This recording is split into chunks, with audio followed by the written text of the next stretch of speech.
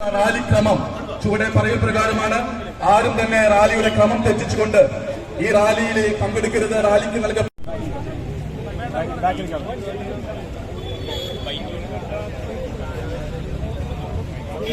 സുഹൃത്തുക്കൾ എന്നിങ്ങനെയാണ് റാലിയുടെ ക്രമം എന്നുള്ള കാര്യം ഒരിക്കൽ കൂടി നിങ്ങളുടെ ശ്രദ്ധയിൽപ്പെടുത്തിക്കൊള്ളുകയാണ്.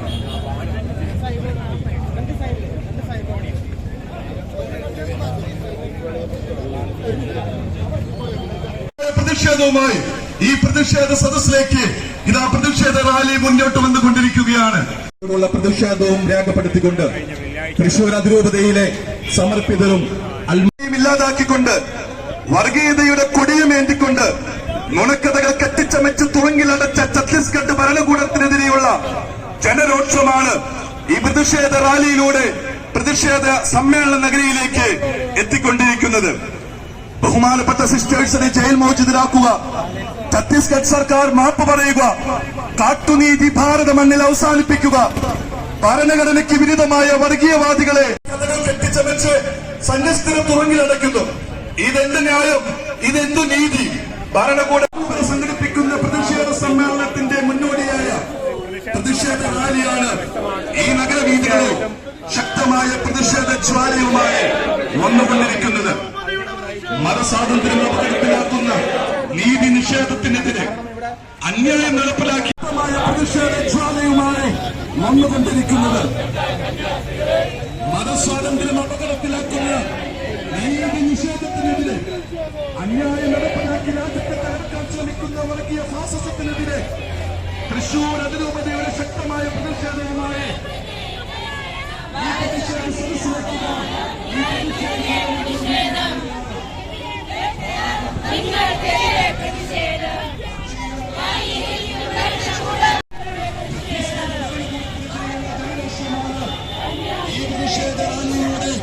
പ്രതിഷേധ സമ്മേളനത്തിലേക്ക് എത്തിക്കൊണ്ടിരിക്കുന്നത്.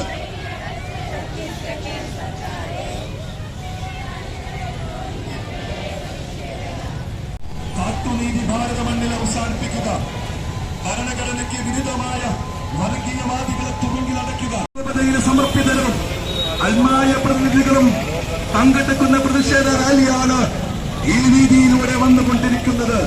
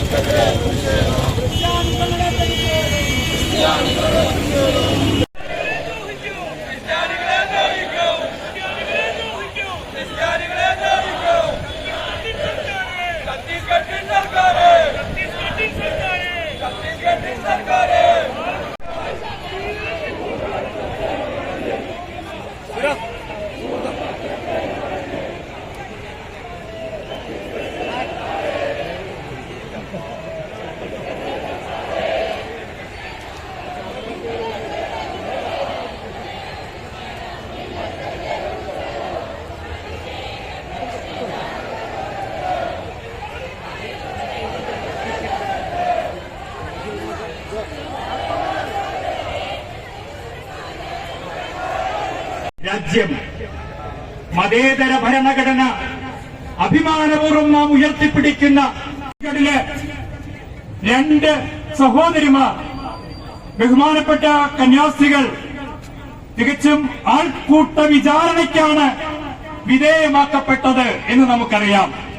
കേവലം സ്ത്രീകളാണെന്ന പോലെ പരിഗണന പോലും ലഭ്യമാകാതെ ആൾക്കൂട്ട വിചാരണയ്ക്ക് വിധേയമാക്കപ്പെട്ട ആ സംഭവത്തിന് മഠങ്ങളെ പ്രതിനിധീകരിച്ചുകൊണ്ട് വൈദികരെ പ്രതിനിധീകരിച്ചുകൊണ്ട് ധാരാളം ആളുകൾ ഈ പ്രതിഷേധത്തിൽ പങ്കുചേരുന്നുണ്ടെങ്കിലും നാം ഒന്ന് മനസ്സിലാക്കണം, ഇത് കേവലം ക്രൈസ്തവരുടെ മാത്രം പ്രതിഷേധമല്ല, മറിച്ച് സ്വാഗത പ്രാസംഗികൻ സൂചിപ്പിച്ചതുപോലെ ഇന്ത്യയുടെ ഭരണഘടന ഈ നിലയിൽ നിലനിൽക്കണമോ വേണ്ടയോ, ഇന്ത്യയിലെ പൗരസമൂഹം കണ്ണിലെ കൃഷ്ണമണി പോലെ കാത്തുസൂക്ഷിക്കുന്ന മതേതരത്വവും മതനിരപേക്ഷതയും ഇതുപോലെ നിലനിൽക്കണമോ വേണ്ടയോ എന്ന് ആകുലപ്പെടുന്ന ഉത്കണ്ഠപ്പെടുന്ന നാനാജാതി മതസ്ഥരായ നമ്മുടെ സഹോദരരും ഈ പ്രതിഷേധ പ്രതികരണത്തോടൊപ്പം നമ്മളോടൊപ്പം ഉണ്ട് എന്ന് ആമുഖമായിട്ട് ഓർമ്മിപ്പിക്കാനായിട്ട് ഞാൻ ആഗ്രഹിക്കുകയാണ്.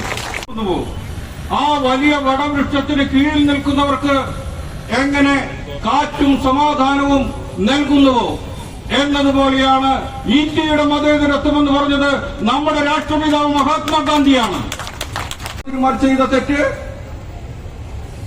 ഛത്തീസ്ഗഡ് സംസ്ഥാനത്ത് കുർഗ് എന്ന് പറയുന്ന റെയിൽവേ സ്റ്റേഷനിൽ അവർ സന്യസ്ത വേഷധാരികളായി 3 പെൺകുട്ടികളെ കാത്തുനിന്നു. ഇത് ഇന്ത്യൻ ഭരണഘടന നൽകുന്ന ന്യൂനപക്ഷ അവകാശം അല്ലെങ്കിൽ മതവിശ്വാസ അവകാശത്തിൽ അടിസ്ഥാനമാക്കിയാണ് നമ്മുടെ പുരോഹിതർ ധരിക്കുന്ന പൗരോഹിത്യ വസ്ത്രങ്ങൾ, നമ്മുടെ സന്യസ്തർ ധരിച്ചുകൊണ്ടിരിക്കുന്ന സന്യസ്ത വസ്ത്രങ്ങൾ, അവരുടെ അരയിലുള്ള അരക്കെട്ട്, ഇതുൾപ്പെടെ നമ്മുടെ ക്രൈസ്തവ ആചാരത്തിന്റെ ഭാഗമാണ്.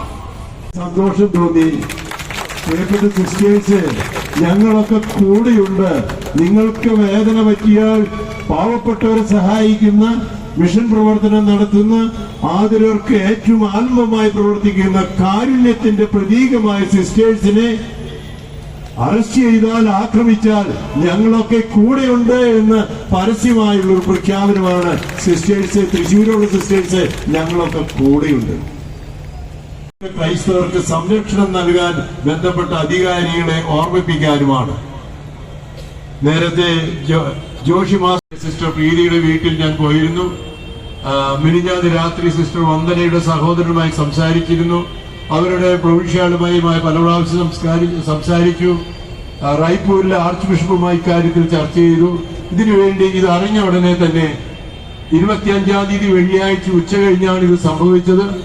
26-ാം തീയതി പാലയിൽ ഒരു മീറ്റിംഗിന് പോകുന്ന നേരത്താണ് ഈ സിസ്റ്റേഴ്സ് ഈ വിവരം എന്നെ വിളിച്ചറിയിച്ചത്. ഉടനെ തന്നെ ഞാൻ CBCI ബന്ധപ്പെട്ടു. അവിടുത്തെ ബന്ധപ്പെട്ട് കഴിഞ്ഞപ്പോൾ അവർ അന്വേഷിച്ചു. ഉടനെ തന്നെ നമുക്കറിയാവുന്ന രാഷ്ട്രീയ നേതാക്കള്, വിവിധ രാഷ്ട്രീയ കക്ഷികളിൽപ്പെട്ട രാഷ്ട്രീയ നേതാക്കളോട്, അവരോട് തന്നെ ചിലരോട് പറഞ്ഞു, ഇത് പാർലമെന്റിൽ പറഞ്ഞ് നമുക്ക് ക്രൈസ്തവർക്ക് സ്വാതന്ത്ര്യം കിട്ടാൻ ചെയ്യേണ്ടതാണ് ഇതൊക്കെ പറഞ്ഞു. രൂപഭാവങ്ങൾ നൽകിയത്, അതിന് ലാംഗ്വേജ് ഉണ്ട്, അതിന് ഡിക്ഷണറി, ഇതെല്ലാം നൽകിയത് ഹിന്ദി ഭാഷ ആരാണെന്നാണ് ചോദിക്കുന്നത്. അത് ക്രൈസ്തവ മിഷണറിമാരാണ്. ആ വിദ്യാഭ്യാസ രംഗത്ത്, ആതുര ശുശ്രൂഷ രംഗത്ത്, സാമൂഹ്യ സുസ്ഥിതി, സോഷ്യൽ അപ്ലിഫ്റ്റ്, ഇതിന് ഏറ്റവും കൂടുതൽ പ്രവർത്തിച്ചത് ക്രൈസ്തവരാണ്. പ്രത്യേകിച്ച് സിസ്റ്റർമാര്. അവരെന്താ ചെയ്തത്? ഞാൻ മോഡിജിയോട് പറഞ്ഞതാണ്, ഒറ്റാളെ പോലും ക്രിസ്തുവിന്റെ ആദർശമനുസരിച്ചും സഭയുടെ നിയമമനുസരിച്ചും ഒരാളെയും നിർബന്ധിച്ച് മതം മാറ്റാൻ പാടില്ല. ഒരാളെയും ക്രൈസ്തവ സഭയിൽ അങ്ങനെ നിർബന്ധിച്ച് മതം മാറ്റിയാൽ ക്രൈസ്തവ സഭയിൽ കൊണ്ടുവന്ന ഗൗരവമായ തെറ്റും പാപമാണ്. അങ്ങനെ ഇരിക്കും നിർബന്ധിത മതപരിവർത്തനത്തെ അംഗീകരിക്കാത്ത, ചെയ്യാത്ത ഒരു സമൂഹത്തിന്റെ പേരിൽ ഇതുപേര് പറഞ്ഞ് ഈ അടുത്ത കാലത്ത്, നേരത്തെ ബിജു വക്കീല് ജബൽപൂരിൽ നമ്മുടെ തന്നെ രൂപതാംഗമാണ്. അദ്ദേഹത്തിന് അതിൽ എന്നോട് വിളിച്ചു പറഞ്ഞ ഒരു ബിഷപ്പാണ് വിളിച്ചു പറഞ്ഞ, നാളെ ഈ മഠം മുഴുവൻ ആക്രമിക്കും ജബൽപൂരില്, അത് കത്തിച്ചു കളയുമെന്ന് പറഞ്ഞ്. ഉടനെ ഞാൻ രാഷ്ട്രീയ നേതാക്കന്മാരെല്ലാവരെയും വിളിച്ചു പറഞ്ഞു. ഏതായാലും പിറ്റേ ദിവസം ഈ വർഗീയ എക്സ്ട്രീം ഗ്രൂപ്പ് മഠത്തിന്റെ മുമ്പിൽ നിൽക്കുമ്പോൾ ഏതായാലും അന്ന് ഒരു 100ഓളം പോലീസുകാർ വന്നതുകൊണ്ട് ആ മഠം കത്തിച്ചില്ല. പക്ഷെ ഇന്ത്യയിലെ വിവിധ ഭാഗങ്ങളില് ക്രൈസ്തവർക്കെതിരെ ആക്രമണങ്ങൾ നടക്കുന്നതുകൊണ്ട് ഇങ്ങനെ വന്നിട്ടുള്ള റാലി, കേരളത്തിൽ ഈ പ്രതിഷേധം ഇങ്ങനെയുള്ള ഭരണഘടനയ്ക്കെതിരായ പ്രവർത്തനത്തിന്, മതസ്വാതന്ത്ര്യത്തിനെതിരായ പ്രവർത്തനത്തിന്, ഒപ്പം തന്നെ ക്രൈസ്തവർക്കെതിരെ നടക്കുന്ന വിവേചനത്തിനെതിരായുള്ള പ്രവർത്തനമാണ്. അതുകൊണ്ട് പ്രിയപ്പെട്ടവര്,